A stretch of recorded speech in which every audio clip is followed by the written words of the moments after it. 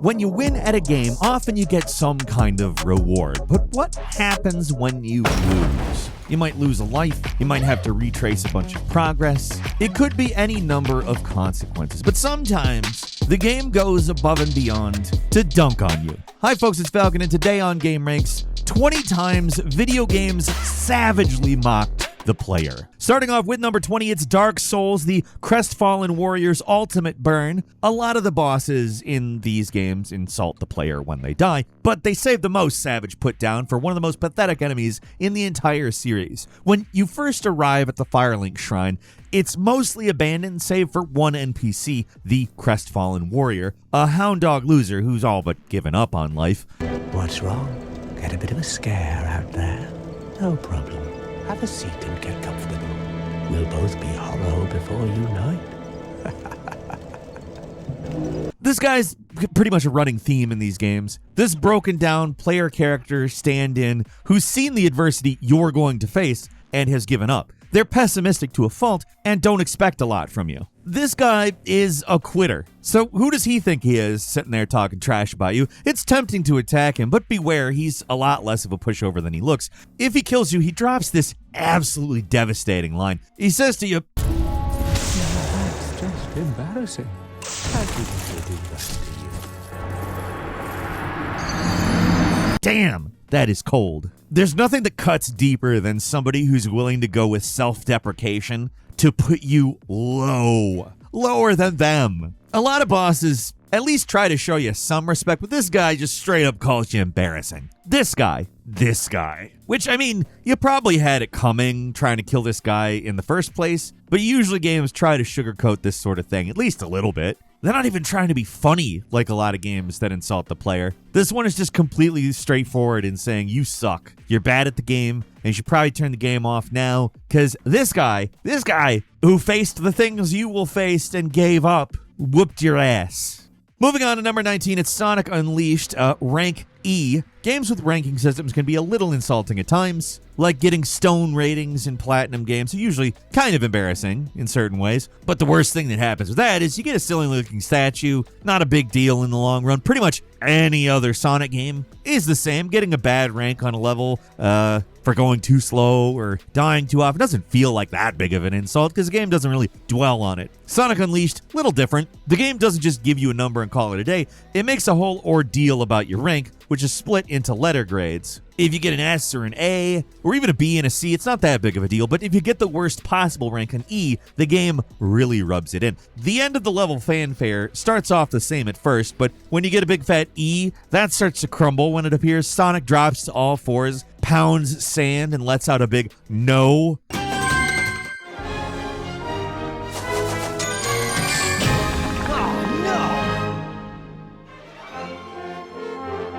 But the real insult is the music. Instead of the triumphant sounds you get for finishing a level on any other rank, the instruments go flat, the whole thing is off key, it sounds terrible, it's just like, oh, you know how bad you did. So do we. We saw it. You're a failure. And it's brutal, because it's not like this game's easy. Some missions go on forever and can be finicky as hell, so you just barely manage to scrape your way through a level, taking like an hour to finish it. But hey, at least you managed to do it. As a player, you should be proud of your persistence, but the screen's like, neener, do better next time, idiot. Ha! I mean, that music it's devastating.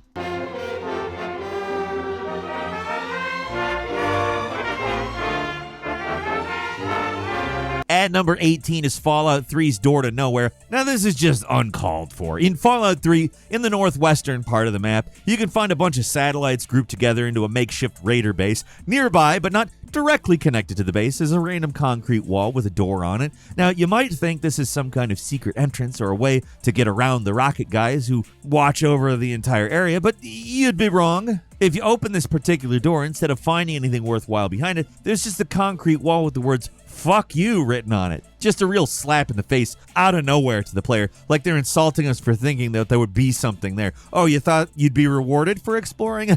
You fool. You idiot. What dumb notions do you have rumbling around up in that rock box you call a head? It's partially a cruel joke on the player and partially a desperate attempt to fill in a door that they forgot didn't connect to anything. The game was almost done. There was no time to develop anything else for the game, so they just slapped a wall with a vulgar message there. Not for nothing, but it did end up making the door a lot more memorable than it would have been otherwise if it just like led to a small room with like some bottle caps and a chest or something. I don't know. It's savage, but it's also one of the most authentically Fallout things in the game. Like, you could easily imagine something like this popping up in Fallout 2. At number 17 is Gun, the failed breakout. About halfway through the 2005 Wild West action game Gun, which is a bit of a forgotten gem in certain ways, your main guy gets his ass thrown in jail. If we're gonna get out of here tonight, that deputy's gotta die. See if you can grab him when he gets close to the bars. Escaping is simple. You just grab the jailer while he's walking back and forth in front of the cell. He's basically asking you to overpower him and steal his keys. There's a little skill involved here. It is possible to miss when you try to grab him, but it's pretty unlikely that anyone would miss more than once before they do. But, I mean, you can. It's possible to miss more than once. You have to really, really suck at timing, and if you do, the game all but laughs at you with the guard saying, "You are the dumbest sumbitch I ever seen." You gotta be the dumbest sumbitch I ever seen. I like to imagine that he doesn't stop there. Well, I keep walking back and forth right here in front of this here jail cell right in the range that you would need in order to grab me and take the keys, and you can't do it. That's also probably why it's only one line. It's 2005 and space limitations were, I mean, better than they had been, but still, you cared about how much space you were using. Now, obviously, it's directed at your character in-game, but clearly it's meant for the player. And number 16 is Ninja Gaiden Black's Ninja Dog. Even when a game's trying to be helpful, games that offer an easier difficulty after dying are gonna be insulting on some level. From the easiest games to the hardest, there's just no way to dress up a drop in difficulty as anything other than a failure on the player's part. Most games try to be neutral. Some try to be supportive with these kinds of options, but Ninja Gaiden Black chose cruelty. This is a game that doesn't just insult you by offering to lower the difficulty, they really rub it in. So if you die 3 times in the first chapter of the game, a pop-up will appear asking, "Do you wish to abandon the Way of the Ninja?" Way of the Ninja is the standard difficulty, by the way. If you pick yes, you have to go through a few more confirmations. The game really wants to know if you're sure about this, and that's when the claws come out. A cutscene starts where your subordinate, Ian, takes over, basically says she'll do everything and calls you a chump. It seems I have greatly overestimated you. Oh well, we have no choice but to proceed. And then gives you a pink ribbon with the new title of Ninja Dog. They really just want you to feel like a chump for giving up this early in the game. But if you don't care about appearances, then it does make the game a lot easier. It'd be great if that prison guard came out and said, "Look at that pink bow of yours." Yeah, no, obviously that's a crossover event that never happened and never will. Don't be overconfident. Just do what I say and perform your duties as competently as you can. You must complete your task without fail. And number 15, The Messenger. If all else fails, you could try jumping. So, in The Messenger, you got this little dude who follows you around named Quarble. He's a little demon you made a pact with. He'll revive you every time you die, but he takes some of your time shards as payment every time. That's not the insulting part, though. The real insulting part is he literally just makes fun of you every time you die. Sometimes he'll throw a softball at you, nothing really all that harsh, but then he'll bring the heat by saying sometimes, "Pro tip, A is used for jumping," or the savage, "If someone's watching, you can pretend it was input lag." This little creep knows us a little better than we know ourselves, and he's got an insult in the barrel for basically every situation, like saying, "You can pretend you just wanted to show them how I always have random contextual insults when you die." Yeah, it's definitely that I'm doing this for the video. It's not that I suck at the game. Quarble. How about I make fun of your name? Quarble. Who the hell names their demon child Quarble? You got lame parents and you got a lame name. Don't tell me I suck at it. Just come on.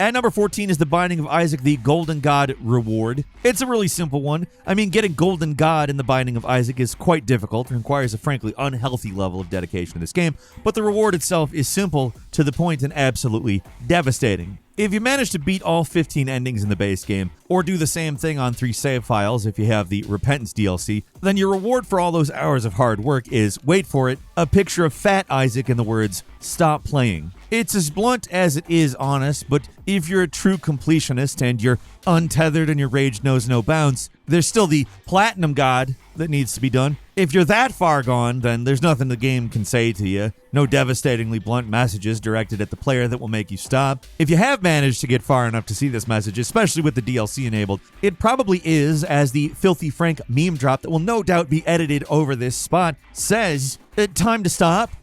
At number 13, Borderlands 2 KYS. Yep, there's a quest you can take fairly late in Borderlands 2 that's simply called Kill Yourself if you take it. You get pointed to a cliff and you can either do it or choose not to. But if you want a huge reward, you jump off that cliff and become my bitch. Take your time. For most of the game, Handsome Jack's insults are mostly just kind of amusing, but with this quest, it feels personal, feels directed at the player, and honestly, that's pretty devastating. The gimmick here is that Jack will give you a bunch of iridium, a rare resource, for free. All you have to do is jump off a cliff and, die. The actual L you take here is pretty minor. Dying is a slap on the wrist in the game. But if you want the iridium, you have to jump off that cliff and become my bitch.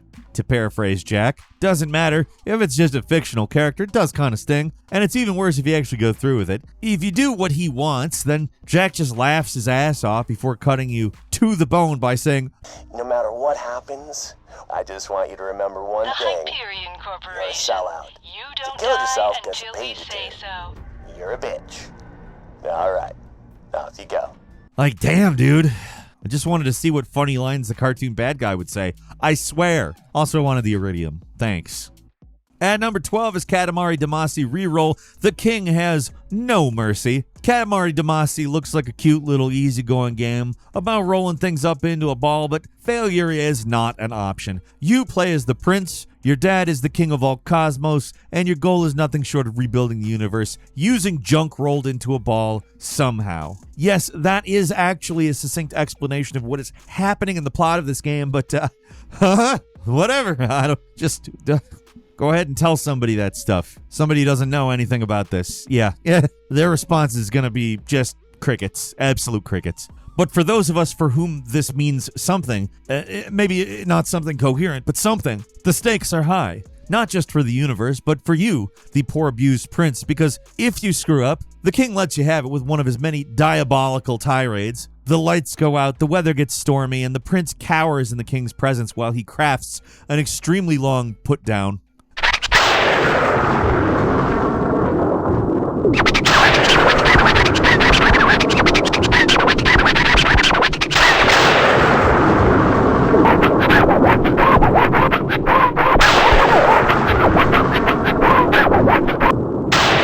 These things are different for pretty much every level. Some aren't so harsh. Like in the first level, he tries to justify your failure by calling you a trendy prince who's into minimalism, but even there he told you to go away. Starting with level 3, the king's not pulling any punches. He basically makes fun of your wide head and says that everything about you is lame. It's harsh, but it only gets worse from here. The unhinged ranting of the king of all cosmos is just one of the many highlights of the game. They are brutal, but I still kind of want to see what vicious put down and hit me with next. It's pretty great, honestly.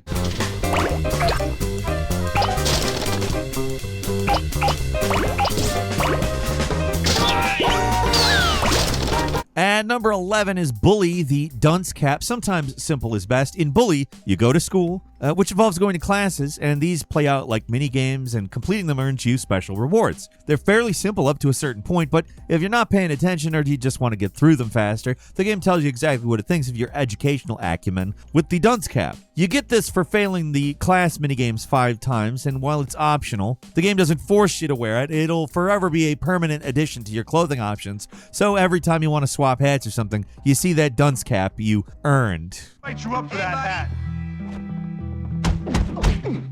I'll teach you to think fast, Austin. That is what you get. The game doesn't care if you wear it. It cares that you know that you screwed up. Look at him. He knows what he did. Oh, don't worry, James. Failure is just a natural consequence of trying.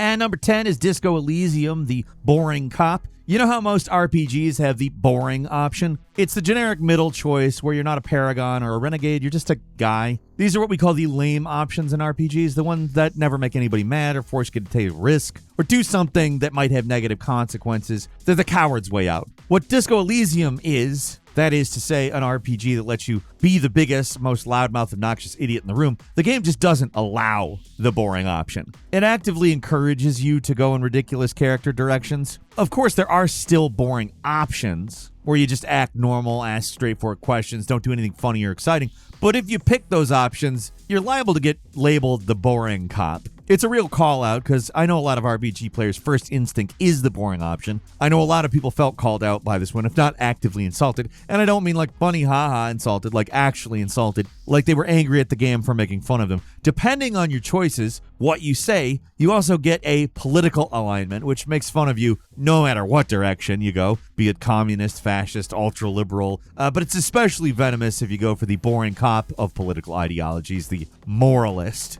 Basically, it's the alignment where you act morally and compassionately, which sounds good on paper, but in game terms, basically makes you a spineless chump who is unwilling to engage with any political ideas. The game is brutally insulting towards you if you lean this way, with a description that says you just want to be a regular, inconsequential, doesn't really believe in anything type of detective. The game describes the moralist path like this. Moralists don't really have beliefs. Sometimes they stumble on one like a child's toy left on the carpet, but the toy must be put away immediately. Yeah, harsh, and it doesn't get nicer from there. As a lifelong fence sitter, one might feel quite called out. And number 9 is Metal Gear Solid 5's Chicken Hat. You know it was coming. That's why I said that like we're on Family Feud or something. Show me Chicken Hat. You can make the game easier, but you gotta wear the chicken hat. You get it for dying repeatedly in a short amount of time, and only if you select the option to wear it. It looks extremely stupid. You look like a total clown, but it makes it so enemies straight up can't detect you if they stop you up to 3 times in a row. Even if they do see you also, they don't kill you, they put you to sleep. They all but, read you a bedtime story and sing you a lullaby. Wearing this thing is embarrassing enough, but if you somehow still struggle with the game, it gives you an even more disgraceful lil chicken hat.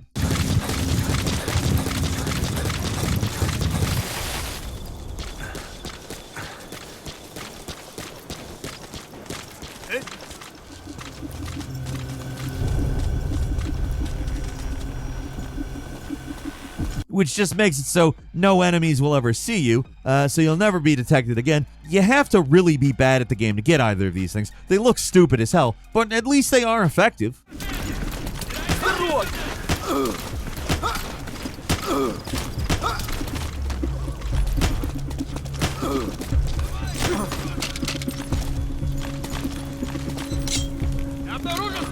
At number 8 is Demolition Man getting insulted by old Sly himself. For some reason, I assume some kind of contractual obligation, they managed to get Sylvester Stallone himself in the studio to appear in the Demolition Man game for the 3DO.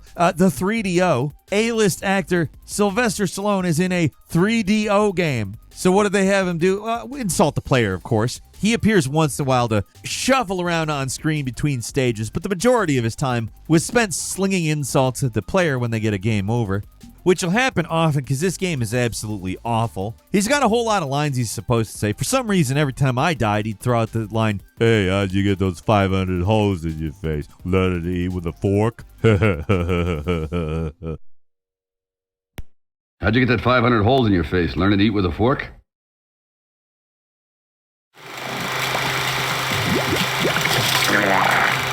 He's got a whole set of zingers. He'll call you Puke Skywalker for some reason. He'll say you're terrible. And the most brutal of all, he'll simply say, you suck. I embellish a little, but yeah. It's bad enough that I'm playing this embarrassing game, but I get verbally destroyed by Rocky. And just to hammer home how much the game hates you, Sly dishes out his half-hearted insult that he probably came up with on the spot. And then the film breaks and a chorus of laughing children serenade you back to the title screen.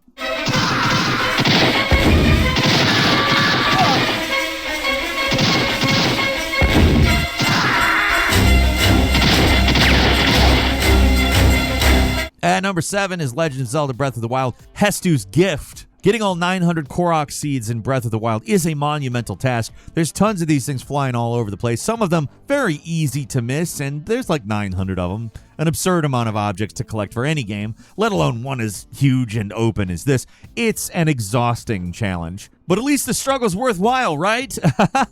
No, that would be an incorrect statement. Wrong on a high level. You want to know what you get for doing that tedium? A golden poop. That is literally what it is. The description even says it smells terrible. And just to make sure you know that your reward is literal shit, the developers have come out and confirmed that the reward is Korok feces. That's what you get for what took hours and hours of mind-numbing tedium running around collecting these stupid things, well past the point that you're getting a traditional reward for finding them. I don't know if the game would be better just for giving you nothing. I think it probably would, because at very least it would be less insulting. And number 6 is Total Distortion. You Are Dead! Another one of the many weird-ass full-motion games that came out during the FMV boom of the mid-90s. Like most of these games, this one's generally forgotten, save for one thing, the absolutely incredible You Are Dead song. Even though this is mostly just a point-and-click adventure, there are also these wandering enemies called Guitar Warriors that will kill any unaware players almost immediately, which will basically be everybody because this is one of those kind of adventure games. You just don't know what you're supposed to be doing, or why, or even how. So you run into one of these things, and they kill you, of course. But instead of a standard game over screen, they sing a little song about how dead you are. The lyrics have lines like, "This dimension cuts like a knife. What a pitiful waste of a human life." Like, damn. Just rub it in, why don't you? And the song isn't even short. It goes on for more than 2 minutes of pure savagery. Like, there's more effort that went into this song, I think, than a lot of aspects of the game. The song is fantastic. Perhaps the best thing out of any FMV game. And the rest of the game is, I mean, it's an FMV game. I told you have no idea what to do. Nothing makes any sense. But you are dead. It's wonderful. Dead, dead, dead. You are dead, dead, dead. Thought you were hot. Guess what? You're not. You are dead, dead, dead. You brought your whole adventure to a screeching halt. You are dead, dead, dead. Your heart has stopped and your brain is cold. You were so dead, and now your body is starting to mold. You were so dead. And number 5 is Earthbound, the house with a full ocean view. There's some high-level trolling in the Super Nintendo game Earthbound, hidden away in an easy-to-miss spot in the starting town. On the cliffs, you can find a house with a real estate agent standing inside. He says that the house has a full ocean view, and he'll sell it to you for $7,500, which isn't nothing in the game. It's actually a lot of money. But hey, a house! Something's gotta be good for it to cost that much, right?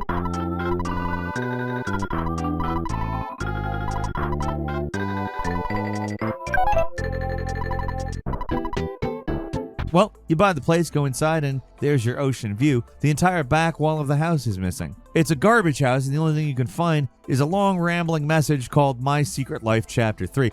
It's a long roundabout joke that goes nowhere, and that's it. That's your reward. Congratulations, you got scammed. And that's it. There's no confronting the agent or getting your money back somehow. You just got screwed on a deal, and that's that.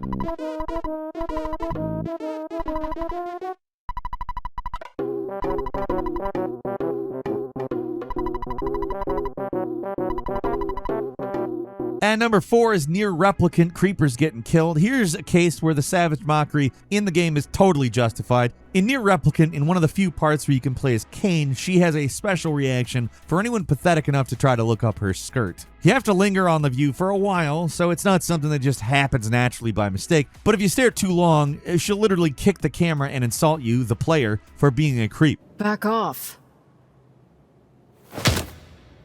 That's not the worst of it, though. If you keep at it, she'll eventually get fed up. This is your last warning. Then she calls you a pervy little shit and then kills you. Like, literally, you get a game over along with some more vulgar language to top things off. Yeah, it's harsh, but anyone who has this happen to them probably did deserve it, to be frank. All right, f off and die, you pervy little shit. Creepy bastard must have a death wish or something.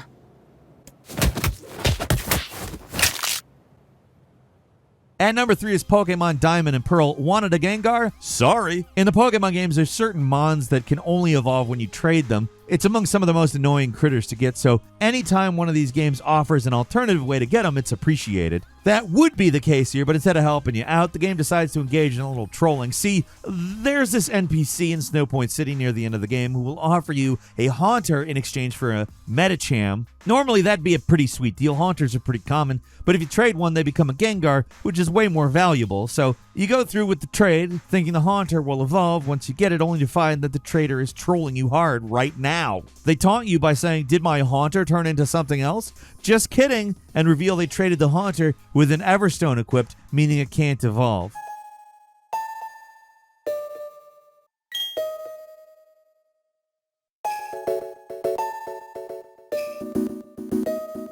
So the entire trade was just a big waste of time, intentionally perpetrated on the player just to piss them off, and it worked. It worked. And number 2 is Undertale trying to reset the game. It's common in an RPG to make some kind of choice and then regret it and go back, but they usually don't call you out on it. Undertale, on the other hand, is one of the few games that actually knows when you go back and uses that knowledge for maximum cruelty. The first major boss in the game is Toriel, and playing through the game the first time, it's pretty easy to kill her by mistake because the game tries to make you think that there's no other way. So it's fairly common to kill her and then reset the game and try again to figure out if there's anything else you can do. You actually can spare her life, so most players probably are going to do that, thinking they're on the right path now. But the flower comes back to call you out. The scene only happens if you kill Toriel and then reload the game and come back. The flower knows exactly what you did. It accuses you of trying to play God and calls you a naive idiot. Hey, uncalled for? It's not the most brutal put down ever. It's just more of a surprise that the game knew what you did. And that, of course, makes the insult quite effective.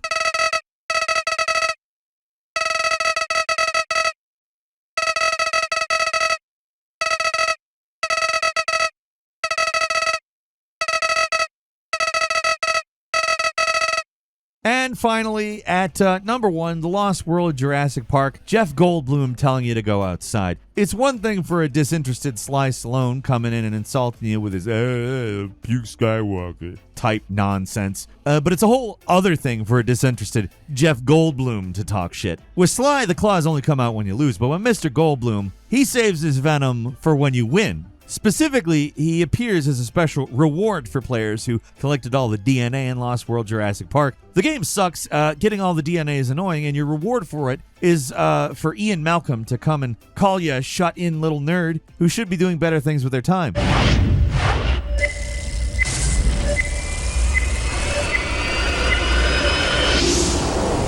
How's this on? Can you hear me? It's on. Hello. If you can hear me, congratulations. Way to go. You made it through. You spent all that time, and now you're done. You did it. That's quite an achievement. My gosh, you looked a 20-foot carnivore right in the eye, and you've lived to tell about it. Well, you are something. Thank you for sticking with it, for not giving up. That is really something. Now you know what you should do? Turn the thing off, for heaven's sakes, and go outside. You know, breathe the air, take a walk, call a member of the opposite sex. You know what I'm talking about. You know, you have a whole life out there. Get the stink blown off you. Just go, really. Turn off. Ah, yes. What a weird man. Impossible not to love him, though. Even when he straight up tells you to turn the game off and get a life. I laughed. It's Jeff Goldblum. How can you not? And that's all for today. Leave us a comment. Let us know what you think. If you like this video, click like. If you're not subscribed, now's a great time to do so. We upload brand new videos every day of the week. Best way to see them first is, of course, a subscription, so click subscribe. Don't forget to enable notifications, and as always, we thank you very much for watching this video. I'm Falcon. You can follow me on Twitter at Falcon the Hero. We'll see you next time right here on Game Ranks.